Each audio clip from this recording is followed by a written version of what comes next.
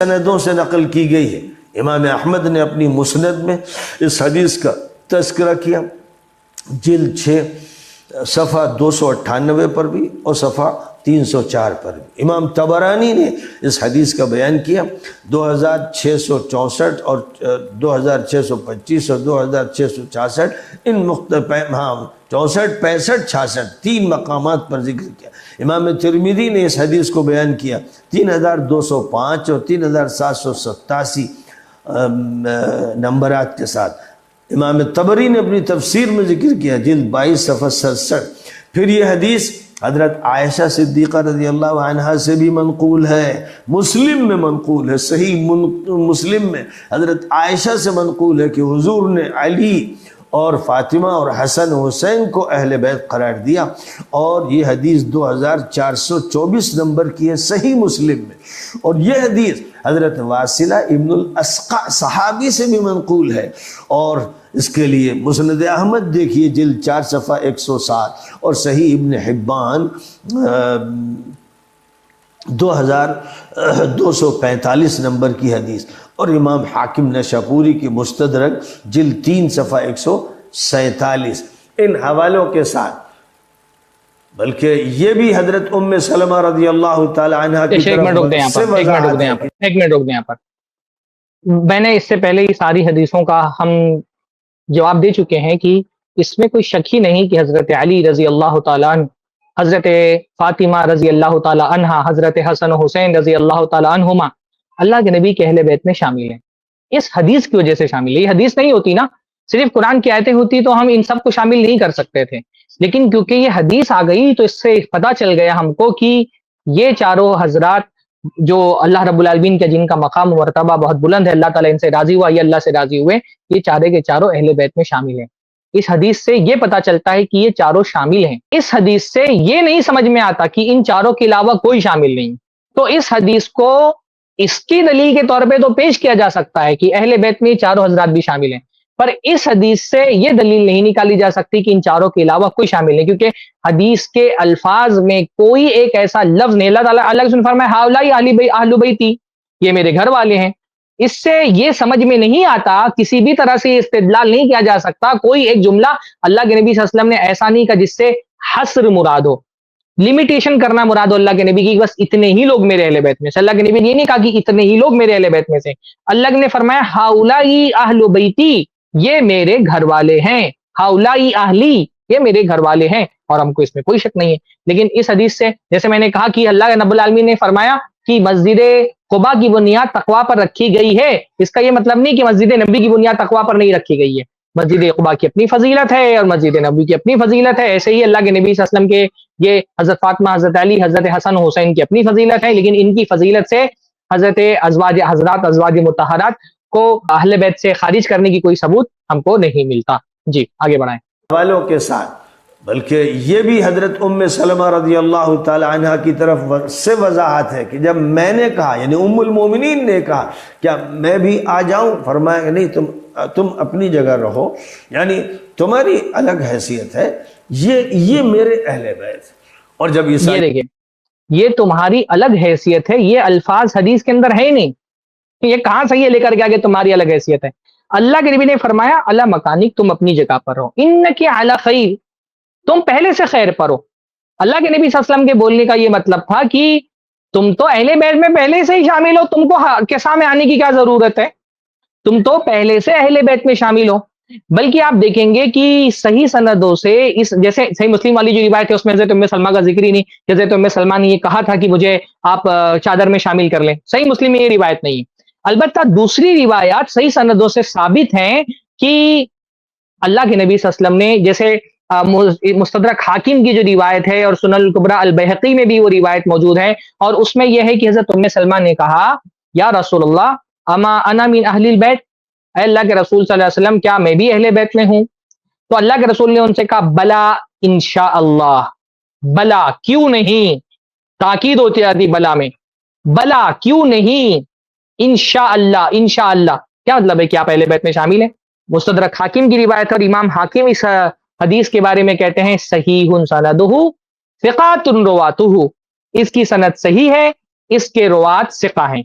ایک روایت اور ہے طبرانی میں معجم الکبیر میں، اخبار اصفہان میں ابو نعیم نے اس کو نقل کیا ہے، بہقی نے الاعتقاد میں اس کا ذکر کیا ہے اور کہا ہے ھذا حدیث صحیح سندہ، اس کی سند جو ہے وہ صحیح ہے۔ اس روایت میں الفاظ ہیں کہ اللہ کے حضرت ام سلمہ نے کہا یا رسول اللہ انا من اہل البیت، اللہ کے رسول کیا میں اہل بیت میں ہوں؟ قال انشاء اللہ، تو اللہ کے نبی نے فرمایا انشاء اللہ۔ تو اللہ کے نبی صلی اللہ علیہ وسلم کی کوئی بھی ایسی واضح صریح روایت نہیں موجود ہے جس سے یہ سمجھ میں آئے کہ اللہ کے نبی صلی اللہ علیہ وسلم نے ام سلمہ سے کہا کہ تم اہل بیت میں سے نہیں ہو، جبکہ میں نے پہلے سے بتا دیا کہ اگر یہ حدیث نہیں بھی ہوتی تو قرآن کی صریح آیت یہ ثابت کر رہی ہے کہ ازواج مطہرات اہل بیت میں سے ہیں۔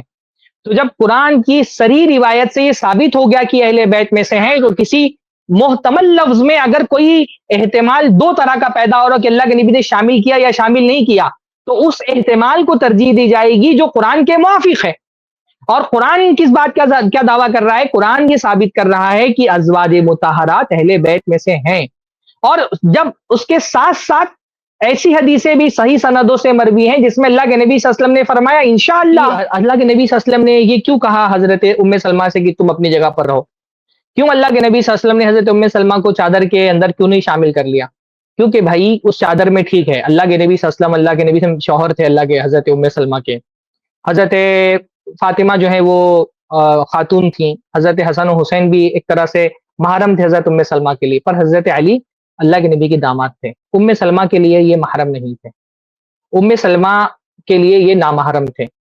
تو اللہ کے نبی کی غیرت تھی یہ اللہ کے نبی صلی اللہ علیہ وسلم کی غیرت تھی کہ اللہ کے نبی صلی اللہ علیہ وسلم ایک چادر میں، جہاں حضرت علی ایک نامحرم موجود ہے۔ آپ خود سوچیں نا کہ اگر کوئی چادر ہو اور چادر میں آپ اپنی بہو اور اپنی بیٹی اور اپنے داماد اور اپنے نواسوں کے ساتھ ہو، تو ایک ایسی عورت کو جو ابھی مطلب جو جس حضرت علی حضرت ام سلمہ کے داماد نہیں تھے، حضرت خدیجہ کے داماد تھے نا، تو آپ کی ایک سیکنڈ وائف کو آپ اس میں شامل نہیں کریں گے نا، کیونکہ وہ حضرت علی کے لیے محرم نہیں تھی۔ تو اللہ کے نبی صلی اللہ علیہ وسلم نے حضرت ام سلمہ کو اس لیے اس میں شامل نہیں کیا کیونکہ ام سلمہ حضرت علی کے لیے محرم نہیں تھے، تو اللہ کے نبی کی غیرت نے گوارا نہیں کیا کہ چادر کے اندر ان کو بھی شامل کیا جائے۔ اور یہ بات امام مبارک پوری رحمہ اللہ نے ترمذی کی شرح میں لکھی ہے کأنہ منعها عن ذلك لمکان علی، اللہ کے نبی صلی اللہ علیہ وسلم کو نے اسی لیے منع کیا اندر آنے سے کیونکہ وہاں پر علی موجود تھے، حضرت علی محرم نہیں تھے حضرت ام سلمہ کے لیے، اس لیے ان کو منع کر دیا۔ انک علی خیر، کا کہ تم پہلے سے خیر پر ہو، تم کو تو وہ فضیلت قرآن کی آیت سے حاصل ہو گئی ہے، تو تم کو الگ سے قسم میں شامل کرنے کی ضرورت نہیں ہے۔ بہت واضح اور ایک لوجیکل بات ہے جو سمجھ میں آتی ہے اللہ کے نبی صلی اللہ علیہ وسلم کے فعل سے۔ اہل بیت۔ اور جب عیسائیوں کا وفد نجران سے حضور کے پاس آیا تھا اور ان سے بڑی بحث ہوئی، یہاں تک کہ پھر حضور نے ان کو مباہلے کی دعوت دی اور آیت قرآنی اس وقت پیش کی گئی جس میں یہ ہے کہ ہم اپنوں کو اور اپنے خواتین کو اور اپنے اعلی اولاد کو لے کر آ جائیں، تو اس وقت بالاتفاق کسی ایک محدث کا اختلاف نہیں ہے کہ نبی پاک علیہ الصلاۃ والسلام سامنے لے کر حضرت علی، حضرت فاطمہ اور حضرت حسن اور حضرت حسین کو لائے۔ کیا مشکل تھی کہ آپ عائشہ کو بھی بلا لیتے، حفصہ کو بھی بلا لیتے، اور بھی بعض ازواج کو بلا لیتے؟ کسی کو آپ نے نہیں بلایا، صرف یہی چار حضرات تھے، ان کو آپ نے ایک چادر میں لپیٹ لیا اور عیسائیوں سے کہا کہ آؤ مباہلہ کرو، تمہارے ساتھ جو لوگ موجود ہیں تمہارے ذمہ دار آئیں وہ مباہلہ کریں، اللہ سے درخواست کریں کہ اللہ حق ظاہر فرما۔ تو بالاتفاق جب آپ نے فرمایا یہ میرے اہل بیت ہے، اور قرآن میں جو بات کہی گئی کہ اپنوں کو لے کر آئیے، تو نبی پاک علیہ السلام صرف علی کو اور فاطمہ کو اور حسن اور حسین کو عجیب لے کر بات آئے۔ ہے، تو ایک منٹ رک دیں، اپنوں یعنی آپ کس طرح کی بات کر رہے ہیں؟ اللہ کے نبی صلی اللہ علیہ وسلم کی بیویاں آپ کی اپنی نہیں تھیں جن کے ساتھ اللہ کے نبی صلی اللہ علیہ وسلم نے زندگی کاٹی، جن کو اللہ کے نبی صلی اللہ علیہ وسلم نے، جن کے گھر میں اللہ کے نبی صلی اللہ علیہ وسلم کی وفات ہوئی اور اللہ کے نبی صلی اللہ علیہ وسلم نے قدم قدم ان کے ساتھ رکھا، اپنوں بول کر کے آدمی کی بیوی اس کی اپنی نہیں، اس کے بچے تو اس کے اپنے اور اس کی بیوی اس کی اپنی نہیں ہے۔ بھائی آیت مباہلہ میں اللہ کے نبی صلی اللہ علیہ وسلم نے نہیں بلایا، اللہ کے نبی صلی اللہ علیہ وسلم کے اہل بیت ایک بہت بڑا ایک وسیع، اللہ کے نبی صلی اللہ علیہ وسلم کا وہ تمام لوگ اہل بیت میں شامل تھے جن کے اوپر صدقہ حرام ہے، جیسا کہ زید بن ارقم کی روایت میں موجود ہے کہ تمام اہل بیت اس میں شامل تھے۔ وہاں پر مقصود یہ نہیں تھا کہ تمام اہل بیت کو لانا ہے، ہاں اس میں تو اہل بیت کا آیت مباہلہ میں اہل بیت کا لفظ بھی نہیں ہے کہ اہل بیت کا وہاں پر لفظ ہے، جہاں پر صراحت کے ساتھ اہل بیت کا لفظ ہے، جہاں پر صراحت کے ساتھ اہل بیت کا لفظ ہے وہاں پر اللہ کے نبی صلی اللہ علیہ وسلم کی بیویاں شامل ہیں۔ تو اہل بیت سے کیا مراد ہے؟ اس کو دیکھنے کے لیے قرآن کے وہ الفاظ دیکھنا چاہیے جہاں اہل بیت لفظ آیا ہے. ابھی تو آپ اصطلاح کی بات کر رہے تھے نا کہ اہل بیت کی اصطلاح، تو اصطلاحاً جہاں پر وہ لفظ آیا ہے وہاں پر آپ دیکھیں، وہاں پر تو صاف صاف اللہ کے نبی کی بیویاں شامل ہیں. آیت مباہلہ میں تو اہل بیت کا لفظ بھی نہیں آیا ہے. سورہ آل عمران کی آیت نمبر 61 کہاں پر اس میں اہل بیت کا لفظ ہے؟ بھائی ہماری بحث یہ ہو رہی کہ اہل بیت کے الفاظ میں کون شامل ہوگا. اہل بیت جب لفظ کہا جائے گا کہ اللہ کے نبی نے فرمایا میرے اہل بیت کے بارے میں تم کو یاد دلاتا ہوں، جہاں پر اہل بیت کا لفظ آئے گا وہاں پر کون مراد ہے یہ دیکھا جائے گا نا. یہ آیت مباہلہ آپ کے سامنے موجود ہے. کیا فرمایا اللہ تعالیٰ نے؟ وَمَنْ حَاجَّكَ فِيهِ مِنْ بَعْدِ مَا جَاءَكَ مِنَ الْعِلْمِ فَقُلْ تَعَالَوْا نَدْعُوا أَبْنَاءَنَا وَأَبْنَاءَكُمْ وَنِسَاءَنَا وَنِسَاءَكُمْ وَأَنفُسَنَا وَأَنفُسَكُمْ ثُمَّ نَبْتَهِلْ فَنَجْعَلْ لَعْنَةَ اللَّهِ عَلَى الْكَاذِبِينَ. کہاں پر اس میں اہل بیت کا لفظ آیا ہے؟ ہمارا آپ سے کس بارے میں کلام چل رہا ہے؟ یہ اختلافی موضوع کس بات کا ہے کہ اہل بیت میں کون شامل ہے نا. آیت میں تو اہل بیت کا لفظ ہی نہیں آیا ہے. تو جہاں پر اہل بیت کا لفظ نہیں آیا ہے اس آیت سے آپ استدلال کرتے ہوئے یہ ثبوت پیش کرنے کی کوشش کر رہے ہیں کہ ازواج مطہرات اہل بیت میں شامل نہیں ہیں. جہاں اہل بیت کا لفظ آ گیا اور ازواج مطہرات کے لیے استعمال ہوا ہے وہاں آپ دعویٰ یہ کر رہے ہیں کہ یہاں پہ اہل بیت اپنے اصطلاحی نہیں لغوی معنی میں استعمال ہوا ہے. یہ سوائے منافقت کے اور کیا ہے؟ اس سے بڑی منافقت اور کیا ہوگی کہ جہاں صحیح سری لفظ آ جائے وہاں آپ کہہ دو کہ یہاں لغوی معنی مراد ہے، اور جہاں سرے سے لفظ ہی نہیں آیا اہل بیت کا وہاں آپ کوشش کر رہے ہیں کہ ازواج مطہرات پھر سے خارج کر دیا جائے. حالانکہ یہاں پر بھی نساءنا و نساءکم میں ازواج مطہرات شامل تھیں، لیکن اللہ کے نبی صلی اللہ علیہ وسلم یہ نہیں چاہ رہے تھے کہ سارے اہل بیت کو لے آیا جائے، تو اہل بیت میں سے کچھ لوگوں کو لے آیا گیا جو اللہ کے نبی صلی اللہ علیہ وسلم کے بڑے محبوب تھے. یہ بھی چہتے تھے، اللہ کے نبی کی بیوی اللہ کے نبی صلی اللہ علیہ وسلم کی بیٹی تھی، اللہ کے نبی صلی اللہ علیہ وسلم کے نواسے تھے، اللہ کے نبی صلی اللہ علیہ وسلم کے حضرت علی صرف اللہ کے نبی کے داماد نہیں تھے، اللہ کے نبی صلی اللہ علیہ وسلم کے گھر میں پلے بڑے تھے. اللہ کے نبی صلی اللہ علیہ وسلم نے بچپن میں ہی ان کو گود لے لیا تھا. حضرت ابو طالب کی غربت کی وجہ سے ان کے بچوں کو ان کے حضرت اللہ کے نبی نے اور حضرت عباس نے الگ الگ لوگوں نے گود لے لیا تھا. تو حضرت علی اللہ کے نبی صلی اللہ علیہ وسلم کے گھر میں پڑے بڑے تھے، صرف داماد نہیں تھے بلکہ اللہ کے نبی صلی اللہ علیہ وسلم کے گویا کہ ایک طرح سے نا وہ اللہ کے نبی صلی اللہ علیہ وسلم کی گود میں ہی پلے بڑے تھے، اللہ کے نبی گھر میں ہی ان کی پرورش و تربیت ہوئی تھی. تو اللہ کے نبی کا خصوصی تعلق تھا حضرت علی سے. حضرت علی کو بھی اس لیے اللہ کے نبی نے اہل بیت میں شامل کیا، اور جب مباہلہ کا معاملہ آیا تو لے لیا. اتنے لوگوں کو لینے کا یہ مطلب نہیں کہ اہل بیت صرف یہی ہے، کیونکہ یہ آیت میں تو اہل بیت کا ذکر ہی نہیں آیا. آگے بڑھائیں ویڈیو. نبی پاک علیہ السلام صرف علی کو اور فاطمہ کو اور حسن اور حسین کو لے کر آئے، تو اب اندازہ لگائیے کہ جھوٹ بولنے کی کوئی انتہا ہوتی ہے. نبی کا مذاق اڑایا جا رہا ہے، نبی کی شان میں گستاخی کی جا رہی ہے، حضرت عائشہ صدیقہ کا مذاق اڑایا جا رہا ہے، حضرت ام سلمہ کا مذاق اڑایا جا رہا ہے، حضرت واصلہ ابن الاسقاء کا مذاق اڑایا جا رہا ہے. حضرت عائشہ کا مذاق کون اڑا رہا ہے؟ حضرت ام سلمہ کا مذاق کون اڑا رہا ہے؟ ہم نے تو آپ کے سامنے روایتیں پیش کر دی جس میں حضرت عائشہ کہہ رہی ان آل محمد، ہم آل محمد ہیں. حضرت ام سلمہ کہہ رہی ہیں کہ اللہ کے رسول نے کہا، جب میں نے پوچھا کہ میں اہل بیت میں شامل نہیں ہوں تو کہا انشاءاللہ. تو مذاق تو آپ اڑا رہے ہیں، بلکہ آپ قرآن کا مذاق اڑا رہے ہیں. آپ سب سے بڑے مجرم آپ ہیں کہ آپ قرآن کا مذاق اڑا رہے ہیں. قرآن ازواج مطہرات کو اہل بیت میں شامل مان رہا ہے، اور آپ اپنی فضول قسم کی لا یعنی نامعقول تعویلات کے ذریعے سے ازواج مطہرات کو اہل بیت سے خارج کرنے کی کوشش کرنے کی اپنی جو خبیثانہ کوشش کر رہے ہیں نا، آپ قرآن کا مذاق اڑا رہے ہیں. اللہ تعالیٰ ہدایت دے آپ کو. تو یہ ان کے دلیلیں تھیں. میں نے اپنے طور پہ دلیلیں بھی پیش کر دیں قرآن کی آیتوں سے، اللہ کے نبی صلی اللہ علیہ وسلم کی حدیثوں سے. اسی طرح سے ازواج مطہرات کی طرف سے بھی میں نے یہ دلیلیں پیش کر دی کہ ازواج مطہرات بھی اہل بیت میں شامل مانتی تھیں. اللہ کے نبی صلی اللہ علیہ وسلم کے صحابہ بھی ازواج مطہرات کو اہل بیت میں شامل مانتے تھے. اور میں نے اسلاف اور مفسرین کے اقوال بھی پیش کر دی کہ وہ اہل بیت میں اللہ کے نبی صلی اللہ علیہ وسلم کی بیویوں کو شامل مانتے ہیں. میرے خیال سے جس کو سمجھنا ہو اس کے لیے اتنی دلیلیں کافی ہو جائیں گی، اور جس کو اللہ تعالیٰ اندھا بہرا کر دے، جس کے آنکھوں پر تعصب کی پٹے چڑھ گئے ہوں، جس کا دماغ تعصب کی وجہ سے فیوز ہو گیا، اس کے سامنے تو اللہ کے رسول صلی اللہ علیہ وسلم بھی قرآن کی آیتیں پڑھیں تو اس کو ہدایت نہیں ملنے والی ہے. اللہ تعالیٰ لوگوں کو صحیح سمجھ عطا فرمائے، اور دلوں میں جو بغض ہے اللہ کے نبی صلی اللہ علیہ وسلم کی بیویوں کے لیے، اس بغض کو دل سے خالی کر دے. جب دلوں میں بغض خالی ہو جائے گا تو یہ حقیقتیں سامنے کی انشاءاللہ تعالیٰ دکھنے لگ جائیں گی. ایک دو چیزیں جو ہے اس میں تھوڑا کہنا چاہوں گا. ایک چیز یہ کہ جو اس ویڈیو میں سرفراز بھائی نے جس کا جواب دیا ہے، اس میں اس نے ندوی نے کہا کہ بھائی کیا نام ہے لغوی طور پہ اہل بیت قرآن میں ہے. یہ تو شیعہ بھی نہیں مانتے، یعنی شیعہ بھی یہ بات نہیں کہتے کہ قرآن میں جو اہل بیت کا لفظ ہے وہ لغوی معنی میں ہے. وہ بھی کہتے ہیں اصطلاحی ہے. فرق یہ ہے کہ وہ بیویوں کو مراد نہیں لیتے، لیکن لغوی تو وہ بھی نہیں کہتے. مطلب اب یہ جو ہے اپنے فساد میں بھی منفرد ہے.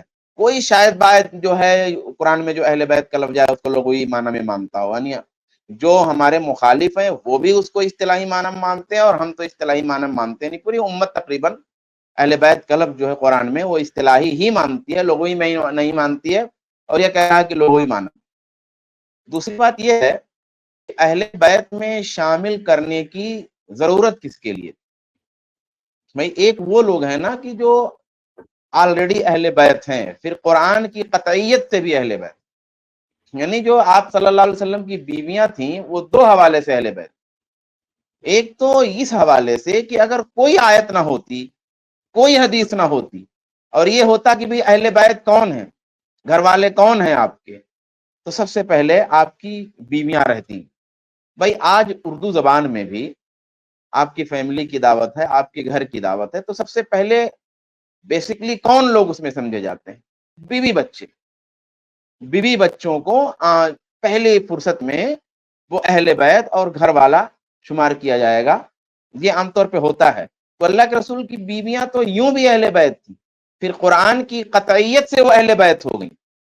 اب شامل کرنے کی جو ضرورت پڑی وہ جن کے بارے میں شبہ ہو سکتا تھا، جن کے بارے میں شک ہو سکتا تھا، اسی لیے وہاں دعا کے الفاظ ہیں کہ اللہم ہؤلاء اہل بیت، کہ اے اللہ یہ میرے اہل بیت ہیں، یعنی اے اللہ انہیں اہل بیت میں شامل فرما دے. شامل کس میں فرما دے؟ اہل بیت میں. تو گویا اہل بیت پہلے سے ایک موجود ہے، اہل بیت موجود ہے پہلے سے. اہل بیت ایک گھر موجود ہے جس میں کچھ لوگ ہیں، ان گھر جو ہے اس گھر میں ان کو بھی شامل فرما دے. یہ دعا اللہ کے رسول صلی اللہ علیہ وسلم نے کی، اور اس روح سے وہ اہل بیت ہیں. اور تیسری اور آخری بات جو اس سلسلے میں میں عرض کروں گا کہ بعض لوگوں نے یہ اشکال پیدا کیا ہے کہ بھائی جو بیوی ہوتی ہے وہ جدا ہو سکتی. بیوی جب تک زوجیت میں ہے تب تک بیوی ہے، تب تک گھر والی ہے، تب تک گھر کا حصہ ہے. زوجیت میں نہیں ہے تو گھر کا حصہ نہیں ہے، وہ گھر والی نہیں ہے. لیکن جو بچے ہیں وہ جو ہے ہمیشہ اہل بیت میں رہیں گے، وہ کبھی نہیں جدا ہو سکتے.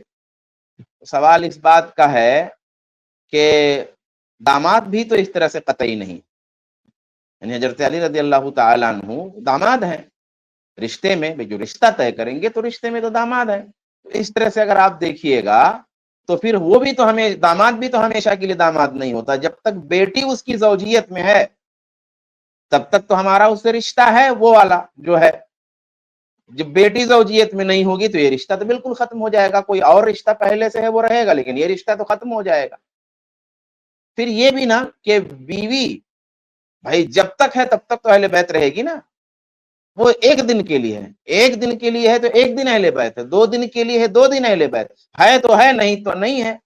اب اللہ کے رسول کی بیویوں کا کیا مسئلہ ہے؟ اللہ کے رسول کی بیویوں کا مسئلہ انتہائی مختلف ہے.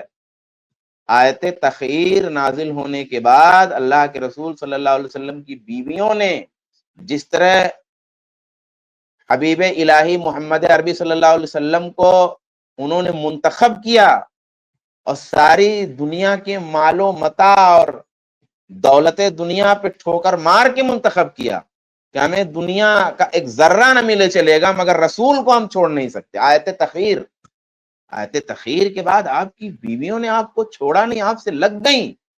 پھر اللہ تعالیٰ نے ان کو اجر یہ دیا، ان کا مقام بہت بلند کر دیا کہ اگر وہ بھلائی کریں گی تو ڈبل اجر ہے، برائی کریں گی تو جو ہے دگنی سزا ہے.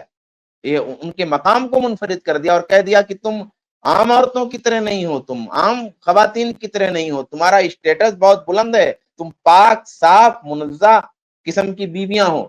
یہ اللہ تعالیٰ نے ان کو انعام دیا. اور پھر اللہ کے رسول صلی اللہ علیہ وسلم کو یہ اختیار ختم کر دیا گیا کہ آپ مزید شادی کریں، یا اللہ کے رسول سے یہ اختیار ختم کر دیا گیا کہ آپ ان میں سے کسی کو بدل کر دوسری لے آئے. یہ اللہ کے رسول پہ پابندی لگا دی. آپ کی بیویوں کی جو محبت تھی اس کے نتیجے میں پھر آپ کی وہ ساری بیویاں آخر عمر تک آپ کے ساتھ رہیں. پھر ان بیویوں سے احترام کا ایک پہلو پیدا کر دیا کہ ان کو امت کی مائیں قرار دیا کہ کوئی خواہش نہ پال سکے ان سے شادی کی، خواہش نہ پال سکے، خیال نہ لا سکے ان سے نکاح کا. ایسا احترام کا رشتہ امت کے ساتھ جوڑ دیا اللہ تعالیٰ نے. تو یہ بیویاں الگ ہیں. مذاق تو آپ لوگ اڑاتے ہیں، یہ جو خبیث ہے اور اس کے جو ہم نواں ٹولے، انہی کی طرف سے اشکال ہے. یہ میں نے جو پیش کیا نا، یہ انہی کی طرف سے اشکال ہے بھائی، اس کی زبانی نہیں آیا. تو بہرحال سرفراز بھائی نے تو جواب دے ہی دیا، جزاک اللہ مکمل خیرہ جواب شیخ، ہو گیا بارک کہ اللہ بیویاں فیک. اہل بیت میں. جی، کسی کے ذہن میں سوال آیا ہوگا کہ بھائی آخر میں یہ اہل بیت کا سوال کیوں اتنا امپورٹنٹ ہے، کہ بھائی اہل بیت کیوں ہے، کون ہے؟ یہ سورہ احزاب کی جو 33 نمبر کی آیت جو شیخ سرفراز بتا رہے تھے، اگر آپ اس بارے میں دیکھو تو آپ کو یہ بات پتہ چلے گی کہ جو شیعوں کا دعویٰ ہے کہ 12 کے 12 امام معصوم ہیں اور سب کے سب خطا نہیں کرتے، معصوم من الخطا ہے، تو دلیل کیا ہے؟ دلیل ان کی یہی آیت ہے. یہی آیت سے وہ سارے 12 اماموں پر یہی آیت کو فٹ کرتے ہیں. اب اگر ساری بیویاں نبی صلی اللہ علیہ وسلم کی اہل بیت میں شامل ہیں تو سب کے سب معصوم من الخطا ہو جائیں گی. اور پلس ان کا ایک نیریٹو ہے جس میں جیسے مثال کے طور پہ عائشہ رضی اللہ عنہا کے خلاف جو ان کا نیریٹو ہے کہ وہ ان کو کس طرح سے بتانے کی کوشش کرتے ہیں، آپ سب جانتے ہیں، میں الفاظ دہرانا بھی نہیں چاہتا ہوں. تو یہ ہے ان کا مقصد، کیوں وہ اہل بیت میں سے نبی صلی اللہ علیہ وسلم کی بیویوں کو خارج کرنا چاہتے ہیں، یعنی تاکہ وہ سب نہ رہے صرف جنہیں وہ پنجتن پاک کہتے ہیں، یعنی پاک ہے وہ تمام کمیوں سے. لیکن ہم یہ مانتے ہیں کہ یہ ساری چیزیں جو ہے یہ گلو ہے جو انہوں نے کیا ہے، اور کئی ساری چیزیں بڑھ کر یہاں سے بڑھتی ہے اور آگے بڑھ کے کہاں پہ جاتی ہے؟ آپ کو بدترین قسم کا شرک ملے گا، بدترین قسم کا شرک آپ کو شیعوں میں ملے گا. کس طرح سے وہ لوگ یہاں پر جو بات کر رہے ہیں وہاں پر ایاک نعبد و ایاک نستعین میں سے کہتے ہیں صرف اللہ سے دعا نہیں ہے، یعنی کہ جہاں پہ حصر ثابت ہے، جہاں پہ واضح طور پر وہ صرف اللہ تعالیٰ کے لیے ہے دعا، وہاں پہ اللہ تعالیٰ کے لیے نہیں ہے. اور یہاں پہ کیا کہیں گے کہ اہل بیت کے اندر جو ہیں وہ نہیں ہے، جو ہے وہ نہیں ہے. یہ ہے پرابلم. اور کاش کے لوگ پلان سمجھ سکتے ہیں، اور یہ جو سلمان ندوی بھی کر رہے ہیں یہ ایک بہت بڑا دروازہ کھول کے دینے کی وہ کوشش کر رہے ہیں اس سارے شرکیہ مقصد کی طرف، یا ساری جو چیزیں جو خرافات ہیں آگے جا کر آتی اس کے لیے وہ دروازہ ایک طرح سے کھول کر دے رہے ہیں. جی شیخ کفایت. اچھا، یہ سلمان ندوی صاحب نے جو یہ لغوی معنی اور اصطلاحی معنی کی تفریق کی ہے نا، وہ تو شیخ شعبان نے بہت اچھی بات کہی کہ یہ تو اہل تشیع نے بھی ایسا نقطہ نہیں اٹھایا کہ یہ قرآن میں یہ لغوی معنی میں ہے. لیکن سوال یہ ہے کہ آپ نے یہ کیسے فیصلہ کیا کہ یہاں لغوی معنی میں یہاں اصطلاحی معنی میں؟ بھئی جن اہل بیت کی اصطلاح میں جن افراد کا نام آپ نے لیا، جن شخصیات کا نام لیا، اس میں کوئی شک نہیں کہ وہ اہل بیت میں. لیکن اگر کوئی کہے کہ اس حدیث میں لغوی معنی میں ہے اور قرآن میں اصطلاحی معنی میں، تو آپ اس کا کیا جواب دیں گے؟ بھائی ایسے منمانی تھوڑی ہوگی کہ یہاں لغوی معنی میں یہاں اصطلاحی معنی میں ہے. تو اگر کوئی اس معاملے کو پلٹ دے اور بولے کہ آپ جو حدیث کوٹ کر رہے ہو وہاں لغوی معنی میں ہے اور یہ جہاں ازواج مطہرات کا ذکر ہے یہ جو ہے اصطلاحی معنی میں ہے، تو کیا ہوگا؟ تو صحیح بات یہ ہے کہ اس طرح کی نیا شوشہ نہیں لانا چاہیے، لغوی معنی اصطلاحی معنی. اہل تشیع نے بھی یہ نقطہ نہیں اٹھایا ہے جو یہ حضرت اٹھا رہے ہیں، اس لیے اس ضلالت میں بھی یہ شخص منفرد ہے. اور دوسرا یہ جو آیت بار بار یہ کوٹ کی جاتی ہے پرانے نا، اہل تشیع نے تو نہیں اٹھایا ہے شیخ، لیکن جدید دور میں کچھ اہل تشیع نے میں نے دیکھا کہ یہ نقطہ اٹھایا ہے، اور یہ اچھا بندہ وہیں سے لے کر کے آتا ہے. اس کے جتنے اعتراضات ہیں اس کا اپنا کچھ بھی نہیں ہے. یہ سب نہیں، پہلے اس یعنی آج کل میں سلمان ندوی ایسا لگتا ہے نا، تقریر، تفسیر، درس حدیث جس چیز کی بھی تیاری کرتا ہے لگتا ہے شیعوں کی کتاب سے ہی تیاری کر رہا ہے، کیونکہ جو باتیں یہ کہتا ہے سب شیعہ کتابوں سے اٹھا اٹھا کر کے کہتا ہے. تو جدید کچھ ایک مفکرین جو شیعہ ہیں نا، قلم کار، ان لوگوں نے یہ نقطہ اٹھانے کی کوشش کی ہے اور یہ وہیں سے لے کر کے آئے ہیں. ہاں، اسی لیے میں نے کہا کہ آپ یہ طے جی کیسے ہوگا کہ یہاں لغوی معنی میں ہاں یہاں اصطلاحی جی معنی جی میں؟ جن آیات کا انتخاب یا جن احادیث کا انتخاب یہ کرتے ہیں اور کہتے ہیں یہاں جی اصطلاحی معنی میں، اگر کوئی کہے کہ نہیں وہاں لغوی معنی میں، تو پھر آپ کیسے طے کریں گے؟ اور یہ جو آیت مباہلہ ہے جس کا حوالہ دے کے اہل بیت کے افراد یہ طے کیے جاتے ہیں، دیکھیے آیت مباہلہ کا مطلب کیا ہے، اس کا پورا پس منظر کیا ہے. اس میں دو فریق ہوتے ہیں اور دونوں کو ایک دوسرے پر لعنت کرنے کی بات ہے کہ آؤ لعنت کرتے ہیں. مبالہ ایک چیلنجنگ چیز ہے. تو اس میں جب تک اللہ کے نبی صلی اللہ علیہ وسلم اپنے خونی رشتوں کو نہیں لائیں گے تب تک سامنے والا ڈھیر کیسے ہوگا؟ اس میں جیسے ایک طرح سے سمجھے، ایک طرح سے مقابلے کی بات ہے، ایک طرح سے سامنے والے کو بتانے کی بات ہے. تو وہاں صرف اہل بیت یعنی جو افراد اللہ کے نبی صلی اللہ علیہ وسلم نے جن کے نام لیے ان کی فضیلتیں بتانا مقصود نہیں ہے. وہاں پہ ان کے فضائل بے شمار ہیں، نو ڈاؤٹ، لیکن یہاں مقصد مباہلہ ہے. یہاں اللہ کے نبی صلی اللہ علیہ وسلم کو یہ بتانا ہے کہ یہ ہمارے خونی رشتہ دار ہیں، اگر ہم غلط ہیں تو یہ سب پرابلم میں آئیں گے، یہ مشکل میں آئیں گے. تو اگر کسی اب کوئی شخص ابو بکر صدیق، عمر فاروق رضی اللہ عنہ دوسروں کو لے آئے مباہلے کے لیے، تو سامنے والا خود نہیں مانے گا کہ بھئی یہ کیا بات ہوئی. اگر واقعی آپ سچے ہیں تو آپ اپنے پریوار کو لائیے نا، اپنے خونی رشتوں کو لائیے اور ان کو لے کے مباہلے کیجئے. تو اگر وہ جو فضیلت والا، جس سے اللہ کے نبی صلی اللہ علیہ وسلم کے بعد اس امت میں سب سے افضل ابو بکر صدیق رضی اللہ تعالیٰ عنہ، اس میں کوئی شک نہیں، اہل بیت میں سے بھی افضل ہیں. ابو بکر صدیق رضی اللہ تعالیٰ عنہ پوری امت میں افضل ہیں، اہل بیت سے بھی افضل ہیں، اس میں کوئی شک نہیں ہے. اللہ کے نبی صلی اللہ علیہ وسلم کے بعد سب سے بڑا مقام ابو بکر صدیق رضی اللہ عنہ کا ہے. لیکن ان کو اللہ کے نبی صلی اللہ علیہ وسلم لائیں گے تو یہ جو مباہلے والے، یہ دوسرا فریق یہ خود نہیں مانے گا کہ بھئی مباہلے کی بات ہو رہی تو آپ جو ہے دوسرے فیملی کے شخص کو کیوں لا رہے ہیں، آپ اپنی فیملی کو لائیے نا، پھر مباہلے کیجیے. تو یہ مباہلے کا جو سیاق ہے، مباہلے کا جو طریقہ ہوتا ہے، اور مباہلے میں سامنے والے فریق کو لاجواب کرنا ہوتا ہے، اس کو مطمئن کرنا ہوتا ہے. تو اس کے لیے ضروری ہوتا ہے کہ اپنے جو خونی رشتہ دار ہیں انہی کو لایا جائے، نہ کہ جو سب سے افضل ہیں ان کو لایا جائے. ایسا نہیں، بلکہ جو اپنے رشتہ دار ہیں ان کو لایا جائے تاکہ سامنے والے پہ اس کا اثر پڑے. بیویوں کا اصل میں ایک مسئلہ یہ بھی ہوتا ہے نا کہ بیویوں کا جو رشتہ ہوتا ہے وہ گرچہ بہت گہرا رشتہ ہو، لیکن اس کے ساتھ ایک چیز یہ جڑی ہوتی ہے کہ اس میں طلاق کی گنجائش ہوتی ہے.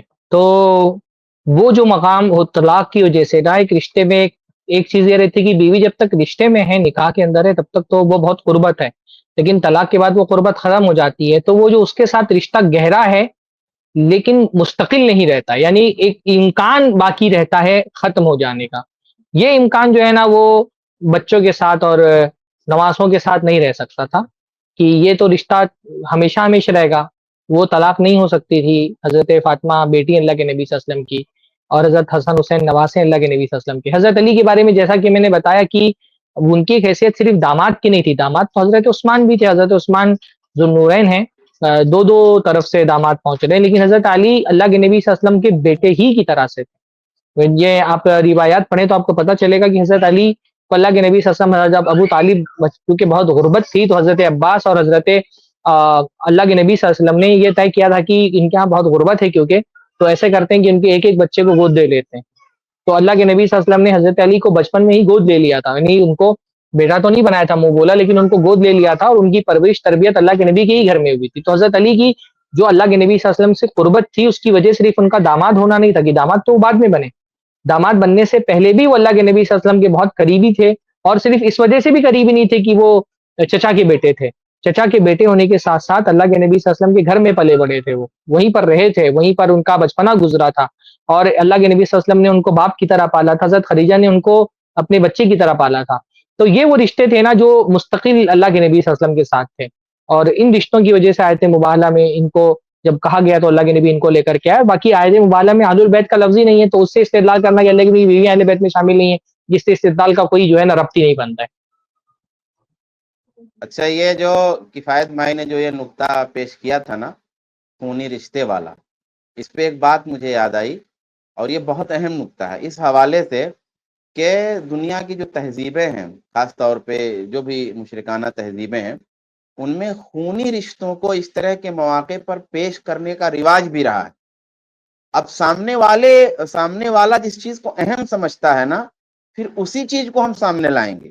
بے دلیل تو ایک ہوتی ہے حقیقی دلیل، اور ایک ہوتی ہے کہ جو ہمارا مخاطب ہے وہ کس چیز کو دلیل سمجھ رہا ہے، تو اس کا رد اس حوالے سے بھی کیا جاتا ہے. قرآن و سنت میں اس کی مثالیں موجود ہیں. تو یہ جو خونی رشتہ سامنے لانے کی بات ہے نا، یہ مشرکین میں یہ چیز کثرت سے پائی گئی ہے. مجھے بچپن کا ایک واقعہ یاد ہے. ایک جو ہے خاتون تھی جو مشرکہ، ہم لوگوں کے علاقے میں ان کا جھگڑا ہو رہا تھا. تو جھگڑے میں اس نے یہ بات کہی کہ میں ایک دلیل دے رہا ہوں، یعنی موجودہ دور سے بھی. اس نے یہ کہا کہ دیہاتی جملہ ہے کہ اگر تو سچی ہے تو اپنے پوتے باہ پکڑ، پھر اپنے بچے کا، اپنے لڑکے کا ہاتھ پکڑ، کسی لڑکے کا، کسی بھی لڑکے کا، اولاد کا، اور اس کو پکڑ کر کے تو کہے کہ میں سچی ہوں اور یہ جھوٹی ہے.